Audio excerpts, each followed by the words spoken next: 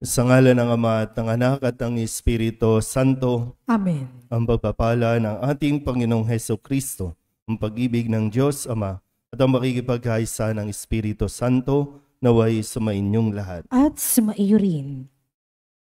Mga kapatid, tinipon tayo bilang mga kaanib na angkan ng Diyos, kaya dumulog tayo sa maawaing Panginoong napapatawad ng lubos. Sinugong tagapagpagaling sa mga nagsisisi, Panginoon, kaawaan mo kami. Panginoon, kaawaan mo kami. Dumating na tagapag-anyayang mga makasalanay magsisi, Kristo, kaawaan mo kami. Kristo, kaawaan mo kami. Nakaluklok ka sa kanan ng Diyos Ama para ipamagitan kami. Panginoon, kaawaan mo kami. Panginoon, kaawaan mo kami. Kaawaan tayo na makapangyarihang Diyos, patawarin tayo sa ating mga kasalanan, at patnubayan tayo sa buhay na walang hanggan. Amen. Manalangin tayo. Ama naming makapangyarihan, gawin mong lagi naming matapat na sundin ang loob mo upang kami wagas sa makapaglingkod sa iyo. Sa pamamagitan ni Jesucristo, kasama ng Espiritu Santo, magpasawalang hanggan. Amen. Magsiupo po lahat.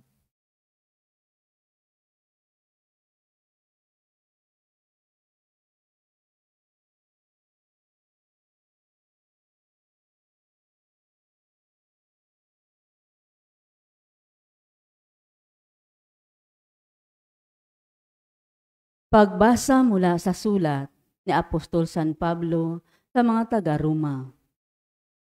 Mga kapatid, ang kasalanan ay pumasok sa sanlibutan sa pamamagitan ng isang tao at ang kamatayan sa pamamagitan ng kasalanan niya. Dahil dito, lumaganap ang kamatayan sa lahat ng tao sapagkat ang lahat ay nagkasala. Totoo ngang nagdala ng kamatayan sa marami ang pagsuway ni Adan. Ngunit malaki ang kahigtan ng kagandahang loob ng Diyos at ng kaloob na dumating sa napakarami sa pamamagitan ng isang tao, si Jesucristo. Sa pamamagitan ng isang tao, si Adan, naghari ang kamatayan dahil sa kanyang kasalanan. Ngunit sa pamamagitan din ng isang tao, si Jesucristo, higit ang kinamtan ng mga kinahabagan ng sagana at pinawalang sala. Sila'y maghahari sa buhay. Kay laki ng kahigtan ng pagpapalang ito kaysa kasawiang iyon. Kaya't kung paanong nagbunga ng kaparusahan sa lahat ang kasalanan ng isang tao, ang pagkamatuwid naman ng isang tao ay nagdulot ng kapatawaran at buhay sa lahat. Sapagkat sa pagsuway ng isang tao ay marami ang naging makasalanan. Gayon din naman, marami ang pawawalang sala sa pagsunod ng isang tao. Ngunit kung dumami man ang kasalanan, lalo namang sumagana ang kagandahang loob ng Diyos. Kaya nga, kung paanong naghari ang kasalanan sa pamamagitan ng kamatayan, gayon din naman maghahari ang kagandahang loob ng Diyos sa pamamagitan ng pagpapawalang sala upang kamtan ang buhay na walang hanggan sa pamamagitan ng isang Panginoong Hesukristo. Ang salita ng Diyos. Salamat sa Diyos. Saan mong tugunan ang ating pong itutugon? Handa akong naririto upang sundin ang loob mo. Ulitin po natin. Handa akong naririto upang sundin ang loob mo. Ang mga paghandog, pati mga hain at mga hayop na handang sunugin, hindi mo na ibig sa dambana dalhin, upang yaong salay iyong patawarin. Sa halip, ang iyong kaloob sa akin ay ang pagdinig ko upang ikay dinggin, tugon. Handa akong naririto upang sundin ang loob mo. Kaya ang tugon ko, ako'y naririto. Nasa kautusan ang mga turo mo. Ang nais kong sundin, iyong kalooban, Aking itatago sa puso ang aral. Tugon. Handa akong naririto upang sundin ang loob mo. Ang pagliligtas mo'y aking inihayag. Saan man magtipon ang iyong mga anak, di ako titigil ng pagpapahayag. Tugon. Handa akong naririto upang sundin ang loob mo. Silang lumalapit sa iyo'y dulutan, ng ligaya't galak na walang kapantay. Bayaang sabihin, ang puon ay dakila, nang nangaghahangad, maligtas na kusa. Tugon. Handa akong naririto upang sundin ang loob mo. Magsitayo po ang lahat. Hallelujah, hallelujah. Wikain mo, o nakikinig ako sa iyong mga salita. Hallelujah, hallelujah, hallelujah.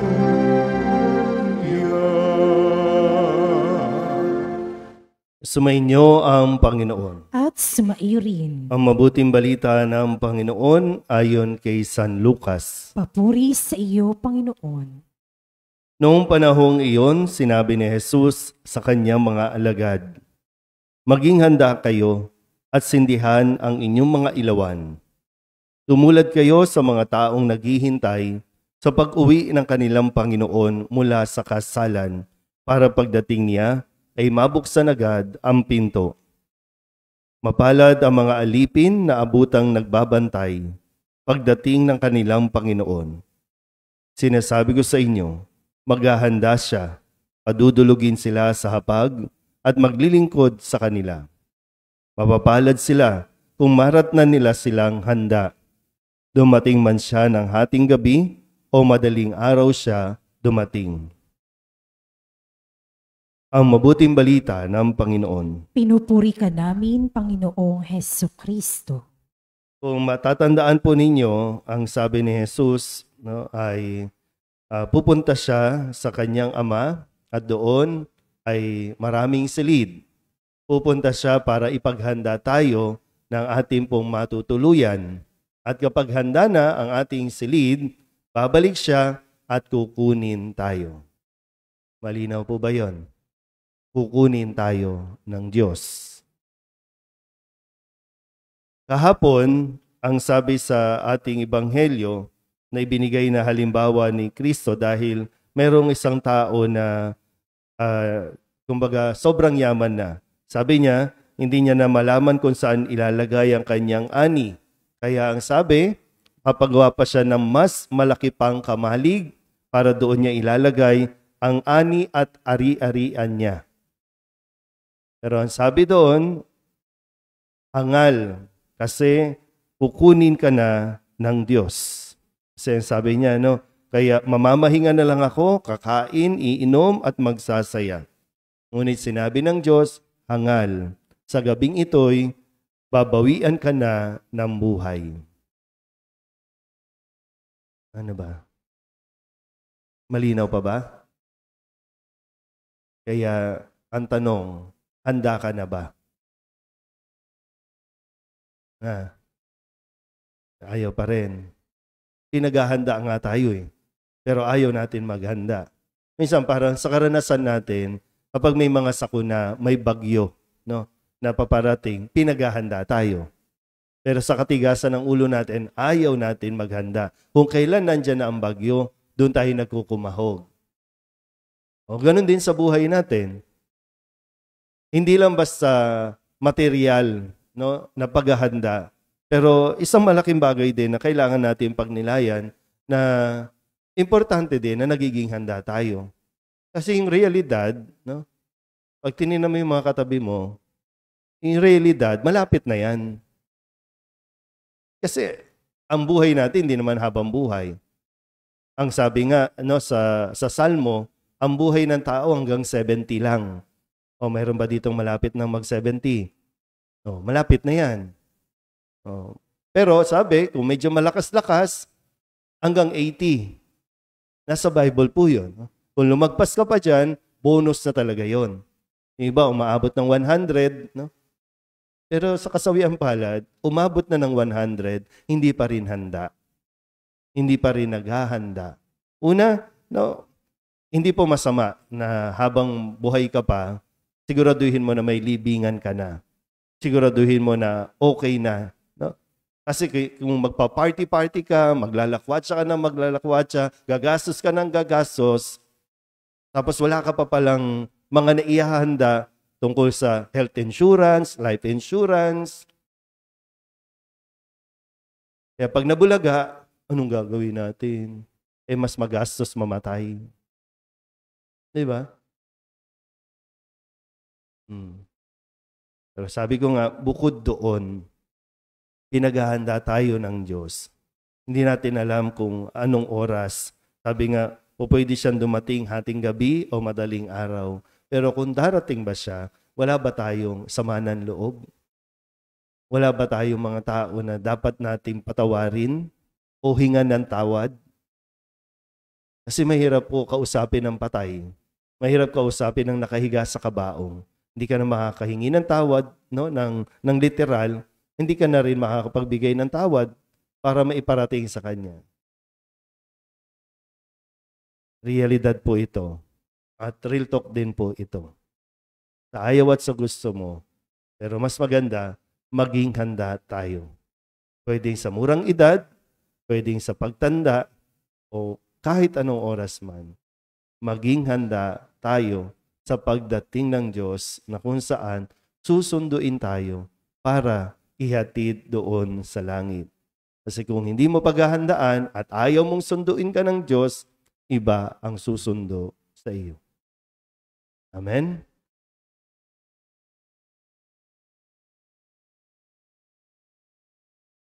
Sa ating pagtanggap ng biyaya ng pananampalataya, tinatawag tayo upang maging masunurin, magkaroon ng pag-asa, at maging handang salubungin si Kristo sa anumang oras. Ipanalangin natin ang ating mga kapwa na may pananalig. Basbasan mo ang iyong mga tapat na lingkod, Panginoon. Basbasan mo ang iyong mga tapat na lingkod, Panginoon.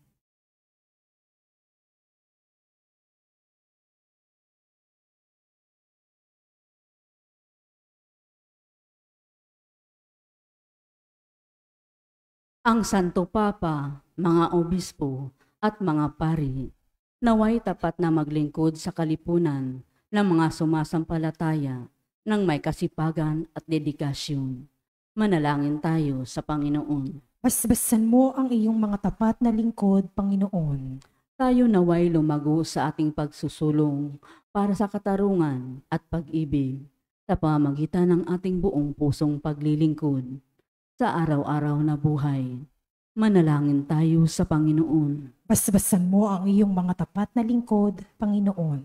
Matuto nawa tayong ibahagi sa bawat isa ang anumang mayroon tayo at sumaksi sa pamumuhay ng may pag-asa bilang paghahanda sa pagbabalik ng Panginoon. Manalangin tayo sa Panginoon. Basbasan mo ang iyong mga tapat na lingkod, Panginoon. Yaong mga dumaranas ng pagsubok sa buhay, naway patuloy na maniwala at umasa sa Diyos na nagbibigay ng lahat ng bagay para sa ating kabutihan. Manalangin tayo sa Panginoon. Basbasan mo ang iyong mga tapat na lingkod, Panginoon. Ang mga tapat na yumao, naway magdiwang sa sinag ng bukang liwayway, ng buhay na walang hanggan. Manalangin tayo sa Panginoon. Basbasan mo ang iyong mga tapat na lingkod, Panginoon. Dulog din natin sa Panginoon ang ating mga personal na kahilingan at mga panalangin para sa ating mga pamilya, para sa kaligtasan ng lahat ng mga naiipit sa labanan sa ibang bansa at naway manatili ang kapayapaan, at ganoon din para sa mga espesyal na intensyon, mga misang pasasalamat, mga agarang paggaling ng mga may sakit, at mga kaluluwa na inihiling na ipagdasal sa misang ito. Ang lahat ng ito inihiling namin sa ngalan ni Kristong aming Panginoon. Amen. Magsiupo po lahat.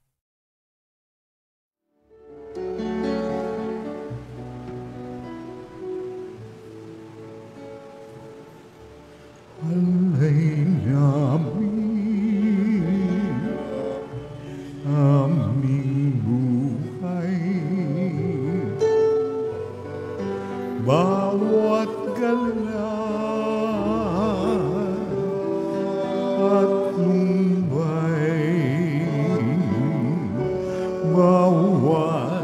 pangarap naming taglay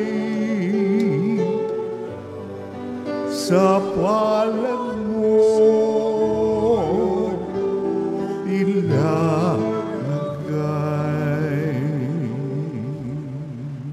Manalangin kayo mga kapatid upang paghahain natin ay kalugdan ng Diyos Amang makapangyarihan. Tanggapin nawa ng Panginoon itong paghahain sa iyong mga kamay, sa kapurihan niya at karangalan, sa ating kapakinabangan at sa buong sambayanan niyang banal. Ama naming lumikha, ipagkaloob mong ikaw ay aming kusang mapaglingkuran sa paghahain namin ng mga alay na iyong bigay upang kami dalisayin ng iyong pagmamahal sa paglilingkod namin ngayong ginaganap ang banal na pagdiriwang sa pamamagitan ni Jesucristo kasama ng Espiritu Santo magpasawalang hanggan. Amen. Sumainyo ang Panginoon. At sumaiyo rin. Itaas sa Diyos ang inyong puso at diwa. Itinaas na namin sa Panginoon. Pasalamatan natin ang Panginoong ating Diyos. Marapat na siya ay pasalamatan. Ama naming makapangyarihan, tunay ngang marapat na ikaw ay aming pasalamatan. Ikinalugod mong likain ang sanlibutan na iyong pinagbabago at idinarangan sa pamamagitan ng iyong anak na kinalulugdan, kaya't utang na loob ng iyong mga itinatangi at ng mga banal na kapiling mong lagi ang iyong paggiliw at pagkakandili. Kaya kaysa ng mga anghel ang nagsisiawit ng papuri sa iyo na walang humpay sa kalangitan, kami nagbubunyi sa iyong kadakilaan. Santo, Santo, Santo, Panginoong Diyos na makapangyarihan, napupuno ang langit at lupa ng kaluwalhatian mo. Hosana sa kaitaasan, pinagpala ang naparirito sa ngalan ng Panginoon. Hosana sa kaitaasan. Ama naming banal, ikaw ang bukal ng tanang kabanalan. Kaya't sa pamamagitan ng iyong Espiritu, gawin mong banal ang kaloob na ito upang para sa aming magiging katawan at dugo ng aming Panginoong Jesucristo. Bago niya pinagtiis ang kusang loob na maging handog, hinawakan niya ang tinapay, pinasalamatan kaniya, pinaghati-hati niya iyon, iniabot sa kanyang mga alagad at sinabi, "Tanggapin ninyong lahat ito at kanin, ito ang aking katawan na ihahandog para sa inyo."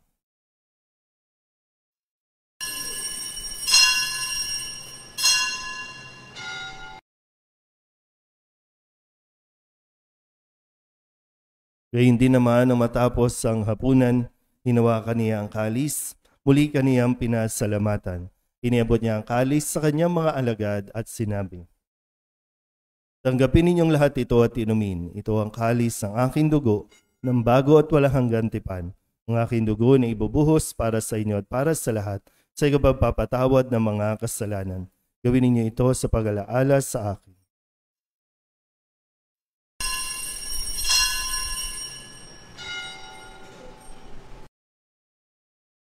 Ipagbunyi natin ang misteryo ng pananampalataya. Si Kristo'y namatay, si Kristo'y nabuhay, si Kristo'y babalik sa wakas ng panahon. Ama, ginagawa namin ngayon ang pag-alaala sa pagkamatay at muling pagkabuhay ng iyong anak. Kaya tiniaalay namin sa iyo ang tinapay na nagbibigay buhay at ang kalis na nagkakaloob ng kaligtasan. Kami nagpapasalamat dahil kami iyong minarapat na tumayo sa harap mo para maglingkod sa iyo. Isinasamo namin kami magsasalo-salo sa katawan at dugo ni Kristo ay mabuklod sa pagkakaisa sa pamamagitan ng Espiritu Santo. Ama, lingapin mo ang iyong simbahang laganap sa buong daigdig. Puspusin mo kami sa pag-ibig kaysa ni Francisco na aming Papa at ni Jose na aming Obispo at ng Tanang Kaparian. Alalahanin mo rin ang mga kapatid naming nahimlay na may pag-asang sila'y muling mabubuhay, gayon din ang lahat ng mga pumanaw. Tawaan mo sila at patuloyin sa iyong kaliwanagan. Tawaan mo at pagindapating kaming lahat na makasalo sa iyong buhay na walang wakas. Kaysa ng mahal na Birhen Maria na ina ng Diyos, ng kabiyak ng puso niyang sa San Jose. Kaysa ng mga apostol at ng lahat ng mga banal na namuhay dito sa daigdig ng kalugod-lugod sa iyo, may pagdiwang nawa namin ang papupuri sa ikararangal mo sa pamamagitan ng iyong anak na aming Panginoong Jesucristo. Sa pamamagitan ni Kristo, kasama niya at sa Kanya, ang lahat ng parangal at papuri ay sa iyo, Diyos sa mga makapangyarihan, kasama ng Espiritu Santo, magpasawalang hanggan. Amen.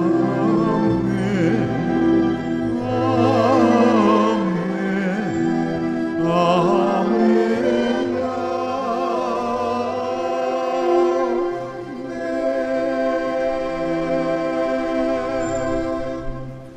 Sa tagabili ng mga nakagagaling na utos at turo ni Jesus sa Panginoon natin at Diyos, ipahayag natin ang lakas loob.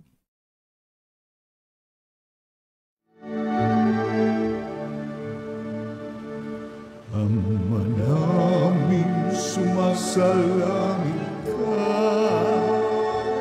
sambahin ang ngalan mo, mapasa amin ang kaharian mo, sundin ang loob mo, dito sa lupa para ng sa langit.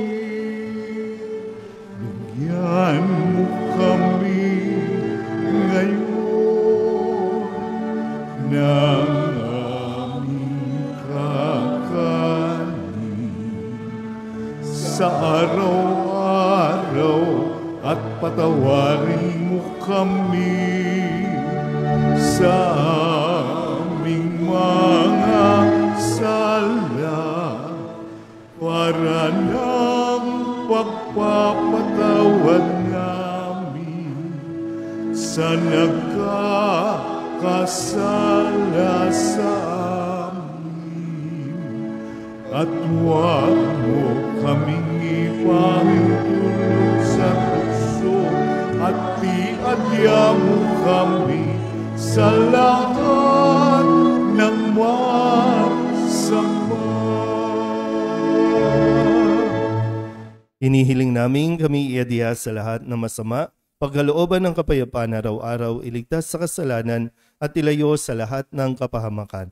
Samantalang aming pinananabikan ang dakilang araw ng pagpapahayag ng tagapagligtas naming sa Jesucristo. Sapagkat iyo ang kaharian at ang kapangyarihan at ang kapurihan magpakailanman. Amen. Panginoong Jesucristo, sinabi mo sa iyong mga apostol, kapayapaan ang iniiwan ko sa inyo, ang aking kapayapaan ang binibigay ko sa inyo.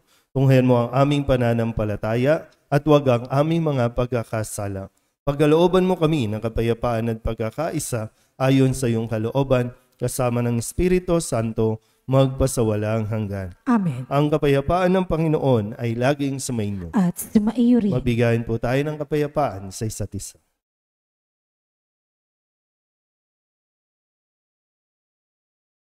Kordero ng Diyos na nag-aalis sa mga kasalanan ng sanlibutan, maawa ka sa amin. Kordero ng Diyos na nag-aalis sa mga kasalanan ng sanlibutan, maawa ka sa amin. Kordero ng Diyos na nag-aalis sa mga kasalanan ng sanlibutan, ipagkaloob mo sa amin ang kapayapaan. Magsilihod po lahat. Ito ang kordero ng Diyos. Ito nag-aalis ng kasalanan ng sanlibutan. Mapalad ang mga inaanyayahan sa kanyang piging. Panginoon, hindi ako karapat-dapat na magpatuloy sa iyo, ngunit sa isang salita mo lamang ay gagaling na ako. Katawan ni Kristo. Amen.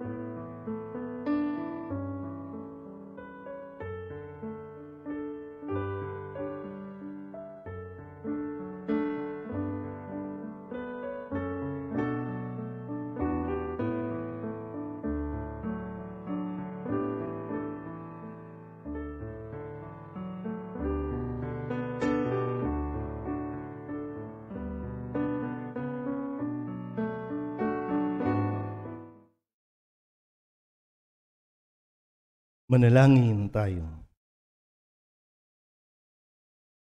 Ama naming mapagmahal, gawin mong sa aming banal na pakikinabang, kami ngayon ay iyong matulungan at mahubog para mamuhay sa kalangitan sa pamamagitan ni Jesucristo kasama ng Espiritu Santo magpasawalang hanggan. Amen. Sumainyo ang Panginoon. At sumaiyo rin. At papalain kayo ng makapangyarihang Diyos, Ama at Anak, Espiritu Santo. Amen. Tapos sa banal na misa, humayo tayo sa kapayapaan ni Kristo. Salamat sa Diyos. Maganda.